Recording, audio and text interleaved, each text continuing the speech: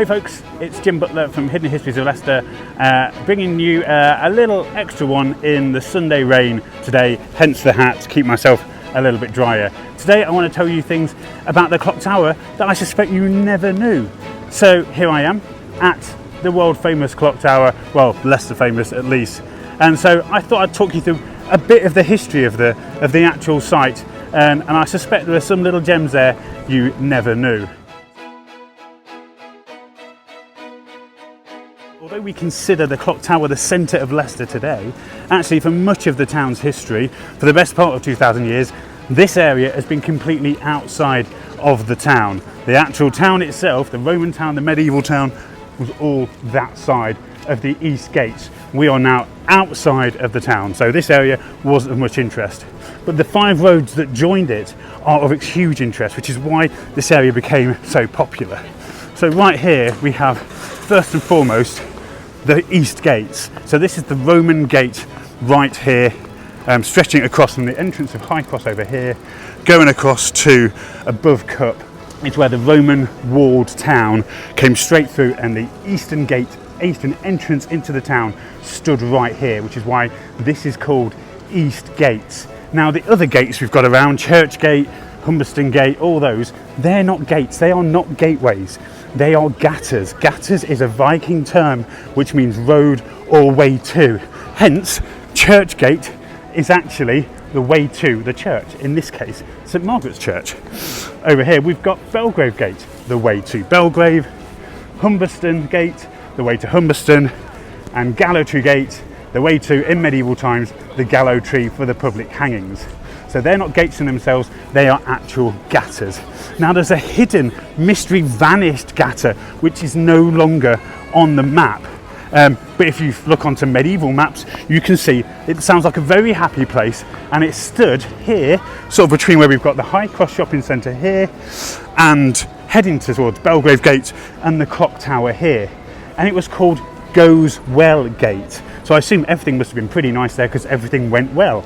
Goes Well Gate, and you can see it on the medieval maps. And at this point also, what we now call the clock tower was something called Bear Hill, not bear as in it was spelled B-E-R-E. And there was a little mound here, a hill with a post in the middle, which was like a meeting point, a bit like the clock tower still today, but for them in the Middle Ages, it was Bear Hill that stood here, not a clock tower. Now, as we travel back towards East Gates, back to that Roman wall and that Roman gateway, now the thing was, the Romans built the wall so well, actually it didn't need replacing in the medieval period, just touching up here and there. So predominantly you've still got the Roman wall running through the town, through pretty much where Cup is here, straight through to sort of where Lush and High Cross is there. And you've got the East Gates standing here like a proper formal gateway. However, over the centuries, over the decades, the ground level, the dirt, the muck, everything from everyone walking through the town builds the layers up and up and up and up. So although the ground level was getting higher, the actual height of the wall, the height of the gateway fundamentally wasn't. So the aperture, the way through, was getting smaller and smaller and smaller. And by the medieval period, it had got to the point that people bringing their giant hay wagons full of hay and full of straw to market couldn't get into the town.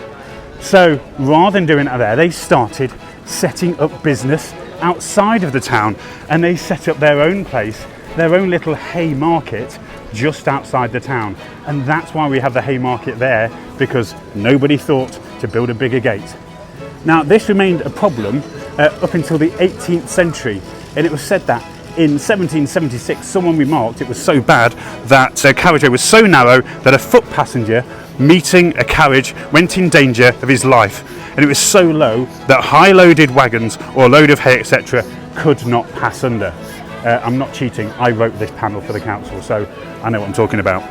So the gateway is fundamentally too small now, and it's in the late 18th century that first the far end next to where McDonald's is now gets demolished, which is more where the footway was, to expand to make it bigger, and then in the 19th century the whole thing comes down in itself.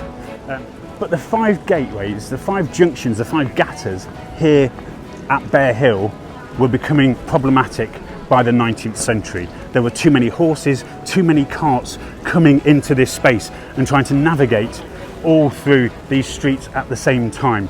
Something had to be done. And so the council decided and build a monument.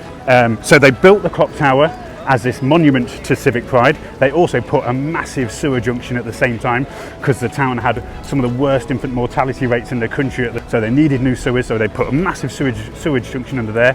They built this huge monument and then they filtered the traffic all around it.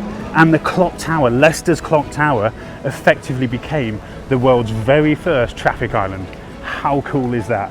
That's amazing. So the next time you're roaming through Leicester and you're passing the clock tower, you're walking through Eastgate, you're waiting to meet friends at the clock tower, just have a think and a thought for the millions of people that have walked along these streets before, the Romans that have marched down Eastgate and out through Belgrave Gate, the medieval people who tranced through the town up to Humberston Gate, who waited to sell all their hays and market goods at the Haymarket on Bear Hill. Think of all those people and think, I wonder if anyone will think of me in 1,000 years' time. Remember to follow Hidden Histories of Leicester on YouTube and on Facebook, and I will see you all soon with some more fun facts. Cheers.